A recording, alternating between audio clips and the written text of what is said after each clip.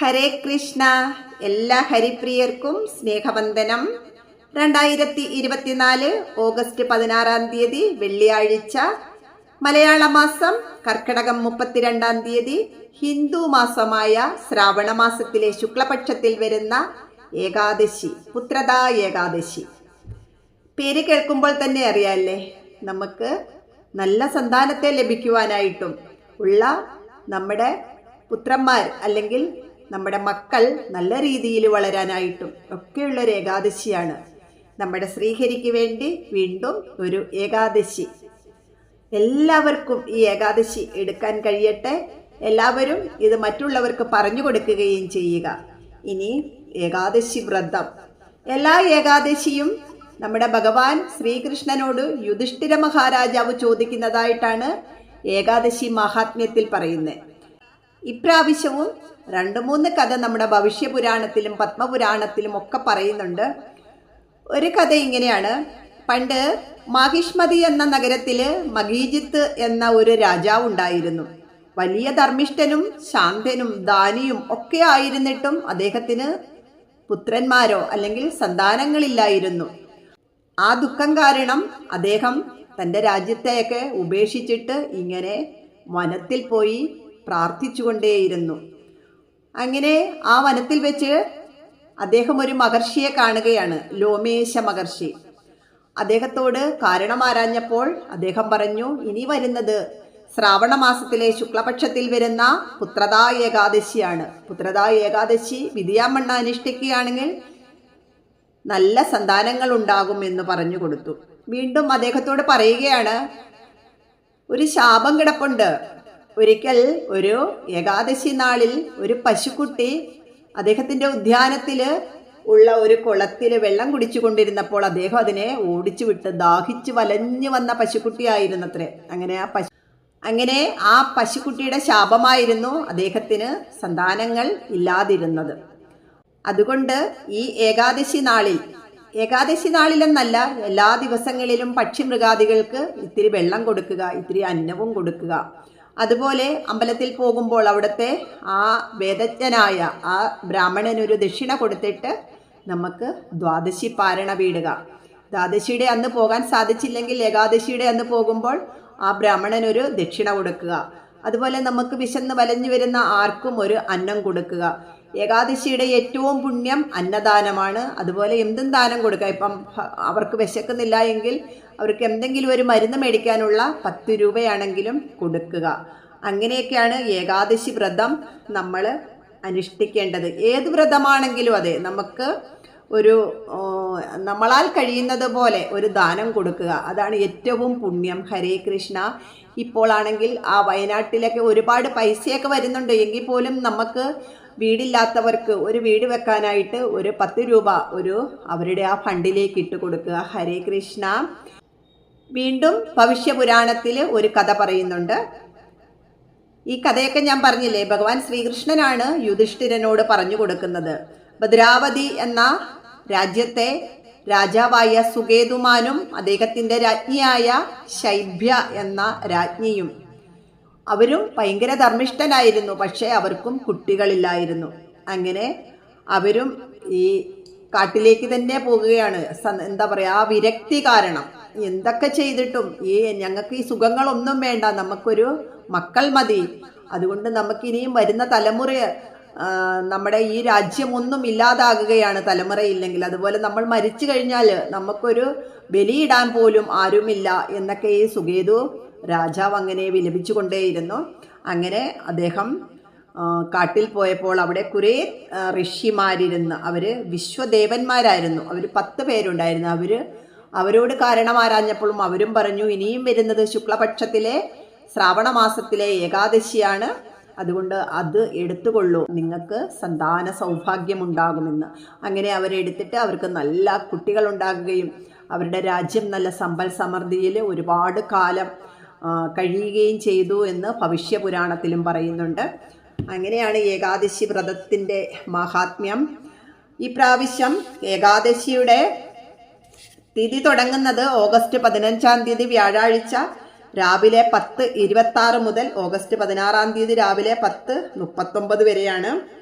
അതുപോലെ ദ്വാദശി അവസാനിക്കുന്നത് ഓഗസ്റ്റ് 17 8-6 വരെയാണ്. അതുകൊണ്ട് തന്നെ പാരണ രാവിലെ വീടുക, 8:05 മുമ്പേ തന്നെ പാരണ വീടുക. പാരണ വീടേണ്ട സമയം ഇപ്പം ഇവിടെ ഇത്തിരി ഇപ്പം എറണാകുളം, തിരുവനന്തപുരം, കോട്ടയം അങ്ങനെയൊക്കെ നമ്മൾ ഈ കേരളത്തിൽ താമസിക്കുന്നവരുടെ ആണെങ്കിൽ ഈ തിഥി നോക്കിയിട്ട് 1 മിനിറ്റൊക്കെ അങ്ങോട്ടും ഇങ്ങോട്ടും ഒക്കെ മാറാറുണ്ട്. അപ്പോൾ ഈ ദൃക്പഞ്ചാംഗത്തിൽ നമ്മളിപ്പം ഞാൻ തിരുവനന്തപുരത്ത് ഇരുന്നുകൊണ്ടാണല്ലോ ഇത് പറയുന്നത്. അപ്പം തിരുവനന്തപുരത്തെ രാവിലത്തെ പാരണ സമയം എന്ന് പറയുന്നത് 6:15 മുതൽ 8:05 വരെയാണ്. അപ്പോൾ അത് ഇനി ജസ്റ്റ് ഒന്ന് എറണാകുളത്തേക്ക് നോക്കുകയാണെങ്കിൽ 6:16 to 8:05 അങ്ങനെയൊക്കെ വരും. ജസ്റ്റ് എങ്കിൽ പോലും നിങ്ങൾ 6 മണി കഴിഞ്ഞ് ഈ 8:05 മുമ്പ് പാരണ വീടുക. കാരണം ദ്വാദശി തീരുകയാണ്. ഹരേ കൃഷ്ണ. അതുപോലെ ചിലവർ ചോദിക്കാറുണ്ട് എന്താണ് പാരണ. നമ്മൾ ദശമി, ഏകാദശി, ദ്വാദശി അങ്ങനെ 3 ദിവസത്തെ വ്രതം കഴിഞ്ഞിട്ട്, 3 ദിവസത്തെയും വ്രതമല്ല, 2 ഏകാദശിയുടെ ആ ഫുൾ ടൈം വ്രതം കഴിഞ്ഞിട്ട് നമ്മൾ പിറ്റേ ദിവസം രാവിലെ ദ്വാദശിയുടെ അന്ന് രാവിലെ പാരണ വീടുന്നതിന്, നമ്മൾ ആ വ്രതം മുറിക്കുന്നതിനാണ് പാരണ എന്ന് പറയുന്നത്. അതുപോലെ വീണ്ടും എന്താ പറയുക, ഏകാദശിയെക്കുറിച്ച് അറിയത്തില്ലാത്തവർക്ക് വേണ്ടി ഒന്നും കൂടെ പറയുകയാണ്. ദശമി, ഏകാദശി, ദ്വാദശി. ദശമിയുടെ അന്ന് ഒരിക്കലൂണ്, ഇപ്രാവശ്യം വെള്ളിയാഴ്ച ഏകാദശി, വ്യാഴാഴ്ച ഒരിക്കലൂണ്. ഒരിക്കലൂണെന്ന് പറഞ്ഞാൽ രാവിലെയോ വൈകിട്ടോ ഏതെങ്കിലും ഒരു സമയം മാത്രം അരിയാഹാരം കഴിക്കുക. 2 നേരം മിതമായിട്ട് ഭക്ഷണം കഴിച്ച് ഏകാദശിയുടെ അന്ന്, അതായത് ഇപ്രാവശ്യം വെള്ളിയാഴ്ച 16 രാവിലെ നമുക്ക് സൂര്യ ഉദയത്തിനു മുമ്പേ ബ്രാഹ്മ മുഹൂർത്തത്തിൽ ഉണർന്ന് നമ്മുടെ പൂജാമുറിയിൽ വിളക്ക് വെച്ച് എല്ലാവരും ഒരു നെയ്വിളക്ക് കത്തിച്ച് ഭഗവാന്റെ നാമങ്ങൾ ജപിച്ച് ഏറ്റവും വിശിഷ്ടമായ ആ മാധവന് പ്രിയപ്പെട്ട നാമമായ ഓം നമോ ഭഗവതേ വാസുദേവായ എന്നും ഓം നാരായണായ വിദ്മഹേ വാസുദേവായ ധീമഹി തന്നോം വിഷ്ണു പ്രചോദയാത് ഓം മഹാലക്ഷ്മിയേ ച വിദ്മഹേ വിഷ്ണുപത്നിയേ ച ധീമഹി തന്നോം ലക്ഷ്മി പ്രചോദയാത് എന്നുള്ള ഗായത്രിയും ജപിച്ച് ആരതി വെച്ച് ഭഗവാന് നിവേദ്യങ്ങൾ സമർപ്പിച്ച് അങ്ങനെ നമുക്ക് ജോലിക്ക് പോകേണ്ടവർക്ക് ജോലിക്ക് പോകാം. വീട്ടിലിരിക്കുന്നവരാണെങ്കിൽ ഭഗവാന്റെ നാമങ്ങൾ കൂടുതലായിട്ട് ജപിക്കുക, ഭഗവത്ഗീത വായിക്കുക. ഭഗവാന്റെ പ്രത്യക്ഷ രൂപമാണ് ഭഗവത്ഗീത. ഭഗവാന്റെ ആ മുഖപത്മത്തിൽ നിന്ന് വന്ന അമൃതവാണിയാണ് ഭഗവത്ഗീത. ഭഗവത്ഗീത വായിക്കുക, ഭഗവത്ഗീതയിൽ പറയുന്നത് പോലെ കർമ്മം ചെയ്യുക. ഹരേ കൃഷ്ണ. അതുപോലെ നമുക്ക് എന്തൊക്കെ നാമങ്ങളാണോ ജപിക്കാൻ സാധിക്കുന്നത് അതൊക്കെ ജപിച്ചാൽ മതി. അന്യചിന്തകൾക്ക് ഇട കൊടുക്കാതെ ആ ശ്രീഹരിക്കായിക്കൊണ്ട് ഒരു ദിവസം, അതാണ് ഏകാദശി. പിന്നെ ദശമിയുടെ അന്ന് തന്നെ തുളസി ഒക്കെ നമ്മുടെ വീട്ടിലുണ്ടെങ്കിൽ നുള്ളി വെക്കുക. കടയിൽ നിന്ന് മേടിക്കുന്നതാണെങ്കിൽ ഏകാദശിയുടെ അന്ന് വേണമെങ്കിലും മേടിക്കാം. പക്ഷേ നമുക്ക് വീട്ടിലുണ്ടെങ്കിൽ തലേ ദിവസമേ നുള്ളി വെച്ചുക. അതുപോലെ ഏകാദശിയുടെ അന്ന് തുളസി, വീട്ടിലൊരു തുളസി തറയുണ്ടെങ്കിൽ അതിനൊരു ദീപം തെളിയിച്ച് തുളസി മന്ത്രം ജപിക്കുക. പ്രസീദ തുളസീ ദേവി പ്രസീദ ഹരിവല്ലഭേ ക്ഷീരോദ മദനോദ്ഭൂതേ തുളസിത്വം നമാമ്യഹം. അങ്ങനെയൊക്കെ കുറേ മന്ത്രങ്ങളുണ്ട്, അതൊക്കെ നമുക്ക് ജപിക്കാം. ആ തുളസിയെ ഒന്ന് തൊട്ടു തൊഴാം. തുളസി എന്ന് പറയുന്നത് ലക്ഷ്മി ദേവിയാണ്. ഹരേ കൃഷ്ണ. അങ്ങനെ എന്തൊക്കെ നാമം ജപിക്കണം ഏകാദശിയുടെ അന്ന് എന്ന് പറയുന്നവർക്കായിട്ട് വീണ്ടും വീണ്ടും പറയുകയാണ്. അങ്ങനെ പ്രത്യേകിച്ചൊരു നാമമില്ല, നമുക്ക് എല്ലാ ഹരിനാമങ്ങളും.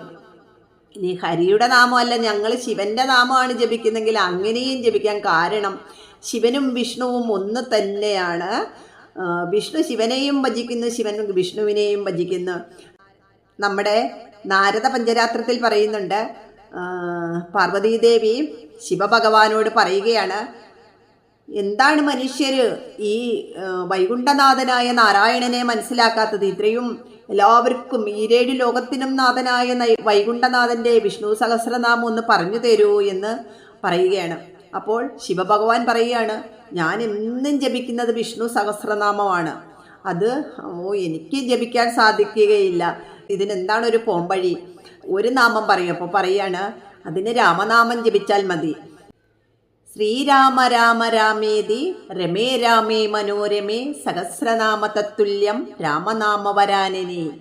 അപ്പോൾ രാമനാമം ജപിക്കൂ. ഞാൻ എപ്പോഴും രാമ രാമ രാമ എന്ന് ജപിക്കാറുണ്ട്. പക്ഷേ അതിലെല്ലാം മുഖ്യം, അങ്ങനെ വീണ്ടും പറയുകയാണ്, പക്ഷേ അതിലെല്ലാം മുഖ്യം വിഷ്ണുവിൻ്റെ സഹസ്രനാമം തന്നെയാണ്. അങ്ങനെ ശിവഭഗവാൻ എഴുതിയ ഒരു സഹസ്രനാമമുണ്ട്, നമ്മളെപ്പോഴും ജപിക്കും. ഓം വിശ്വം വിഷ്ണുവ ഷട്കാരോ ഭൂതഭവ്യ ഭവത് പ്രഭു എന്ന് ജപിക്കുന്ന ആ സഹസ്രനാമം എന്ന് പറയുന്നത് നമ്മുടെ വേദവ്യാസൻ എഴുതിയതാണ്.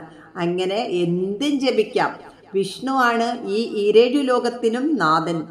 ഈശ്വര പരമകൃഷ്ണ സച്ചിദാനന്ദ വിഗ്രഹ അനാദിരാതിർ ഗോവിന്ദ സർവകാരണ കാരണം. സകലതിനും കാരണം, ആദിയില്ലാത്തവനും അന്തമില്ലാത്തവനുമായ ആ ശ്രീകൃഷ്ണൻ, ആ ഗോലോകനാഥൻ മാത്രമാണ് ഈ പ്രപഞ്ചത്തിന് കാരണം. അതുകൊണ്ട് എല്ലാവർക്കും ഏകാദശി വ്രതം എടുക്കാൻ സാധിക്കട്ടെ. നമുക്ക് ഏകാദശി എടുക്കുന്നില്ലാത്തവർക്ക് ഒന്നും വിഷമിക്കേണ്ട. അന്നത്തെ ദിവസം അല്ലെങ്കിൽ ദശമിയും ഏകാദശിയും ദ്വാദശിയും നിങ്ങൾ ഈ മത്സ്യമാംസാദികളൊക്കെ ഒഴിവാക്കി അങ്ങനെ എടുക്കുക. പിന്നെ വിഷ്ണുവിൻ്റെ അമ്പലത്തിൽ പോവുക, കൃഷ്ണൻ്റെ അമ്പലത്തിൽ പോവുക. അത് നമുക്ക് ഭക്ഷണം കഴിക്കുന്നത് കൊണ്ട് യാതൊരു കുഴപ്പവുമില്ല. മത്സ്യമാംസാദികളൊക്കെ മാത്രം കൂട്ടാതെ നമ്മുടെ ഭഗവാന് വേണ്ടിയിട്ട് ആ ഭഗവാന്റെ നാമങ്ങൾ ജപിച്ച് അന്യചിന്തകൾക്ക് ഇട കൊടുക്കാതെ ആ 3 ദിവസം അങ്ങനെ പോകുക. ഹരേ കൃഷ്ണ. എല്ലാവർക്കും ഭഗവാൻ ശ്രീഹരിയുടെ ആ ലക്ഷ്മീപതിയുടെ അനുഗ്രഹം ഉണ്ടാകട്ടെ. ഭഗവാൻ ശ്രീകൃഷ്ണൻ രാധാസമേതനായിട്ട് നമ്മളെ അനുഗ്രഹിക്കാൻ വരുന്ന ദിവസമാണ്. ആ ഭഗവാൻ ശ്രീകൃഷ്ണൻ തന്നെയാണല്ലോ വിഷ്ണു ഭഗവാൻ. അതുകൊണ്ട് ലക്ഷ്മി സമേതം അല്ലെങ്കിൽ രാധാസമേതം അങ്ങനെ നമുക്ക് എല്ലാവർക്കും അനുഗ്രഹം ഉണ്ടാകട്ടെ. ഏകാദശിയുടെ ഏറ്റവും പുണ്യമായ സമയമാണ് ഹരിവാസര സമയം. ഈ പ്രാവശ്യം ഓഗസ്റ്റ് 16-ാം തീയതി വെളുപ്പിന് 3:52 മുതൽ ഉച്ച കഴിഞ്ഞ് 3:16 വരെയാണ്. അതുകൊണ്ട് തന്നെ നമുക്ക് ഈ പ്രാവശ്യത്തെ ഏകാദശി ഏറ്റവും പുണ്യമാണ്. കാരണം ആ ബ്രാഹ്മമുഹൂർത്തത്തിൽ ഹരിവാസരം തുടങ്ങുകയാണ്. പിന്നെ നമുക്കെല്ലാം പ്രാർത്ഥിക്കാൻ ഒരുപാട് സമയം 3:16 വരെ ഹരിവാസരം കിട്ടുന്ന ആദ്യത്തെ ഏകാദശി തന്നെ എന്ന് പറയാം. കാരണം ബ്രാഹ്മമുഹൂർത്തം തൊട്ട് ഹരിവാസരം കിട്ടുകയാണ്. ഹരേ കൃഷ്ണ. അതുപോലെ ഏകാദശി കഴിഞ്ഞ് ദ്വാദശിയുടെ അന്ന് ഒരു നേരം അരിയാഹാരമാണ്. 2 നേരം നമുക്ക് എന്ത് ധാന്യങ്ങളോ ഫ്രൂട്ട്സോ ഒക്കെ കഴിക്കാം. ഹരേ കൃഷ്ണ. ആ ഹരിവാസര സമയം ആരും എന്താ പറയുക, ഉറങ്ങാൻ പാടില്ല. ആ ഉറങ്ങാതെ ഇരുന്ന് ഭഗവാന്റെ നാമങ്ങൾ ജപിക്കുക. രാത്രിയിൽ ഏകാദശിക്ക് ഉറങ്ങാവോ എന്ന് ചോദിക്കുന്നവർക്ക് വേണ്ടി രാത്രിയിൽ ഏകാദശിക്ക് ഉറങ്ങുന്നതിന് ഒരു കുഴപ്പമില്ല. പകൽ അങ്ങനെ ഉറങ്ങാതിരിക്കുക. അതുകൊണ്ട് തന്നെയാണ് എണ്ണ തേച്ച് കുളിക്കരുത്, നമുക്ക് ഉറക്കം വരും. അതുകൊണ്ടാണ് അങ്ങനെ പറയുന്നത്. ഇനി ഉറങ്ങിപ്പോയി എന്നോർത്തുകൊണ്ട് പാപമൊന്നും കിട്ടുകയില്ല. ഹരേ കൃഷ്ണ. ഭഗവാന്റെ നാമങ്ങൾ ഇനി കൂടുതൽ ജപിക്കാൻ സാധിച്ചില്ല. എനിക്ക് ഒരുപാട് ജോലിയായിരുന്നു. അങ്ങനെയും കുഴപ്പമില്ല. നമുക്ക് ചിത്തശുദ്ധിയോടുകൂടി ഭഗവാന്റെ നാമങ്ങൾ ജപിക്കുക, ഏകാദശി അനുഷ്ഠിക്കുക, അത് മറ്റുള്ളവർക്കും കൂടി പറഞ്ഞു കൊടുക്കുക, പക്ഷിമൃഗാദികൾക്ക് വെള്ളം കൊടുക്കുക, അന്നം കൊടുക്കുക. ഇതൊക്കെയാണ് ഏറ്റവും പുണ്യം. ഹരേ കൃഷ്ണ.